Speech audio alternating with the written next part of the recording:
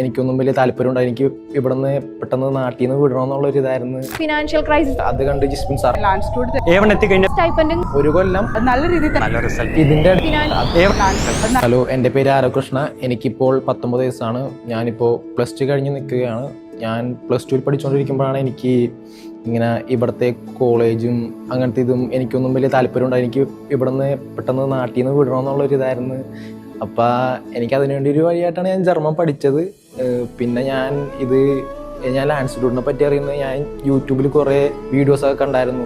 അപ്പോൾ ഇവർ കുറേ ക്രാഷ് കോഴ്സ് 10 ദിവസത്തെ ക്രാഷ് കോഴ്സൊക്കെ ഞാൻ കണ്ടായിരുന്നു. അപ്പോൾ എനിക്ക് അത് കണ്ട് ജിസ്മിൻ സാറെ ക്ലാസ്സൊക്കെ എനിക്ക് ഭയങ്കര ഇഷ്ടപ്പെട്ടായിരുന്നു. അങ്ങനെ കണ്ടിട്ടാണ് ഞാൻ ലാൻഡ്സ്റ്റിറ്റ്യൂട്ട് ഇത് ചെയ്തത്. എന്നിട്ട് ലാൻഡ്സ്റ്റിറ്റ്യൂട്ടിൽ വന്ന് എനിക്ക് ഭയങ്കര നല്ലൊരു എക്സ്പീരിയൻസ് ആയിരുന്നു. എന്ന് വെച്ചാൽ എനിക്ക് കുറേ എൻ്റെ ഏജ് ഓവറായിട്ടുള്ളവരും ഏജ് താഴെയുള്ളവരും എനിക്ക് കുറേ പേരെ കാണാൻ പറ്റി. അവരായിട്ട് കമ്പനിയൊക്കെ നല്ല രസമായിരുന്നു.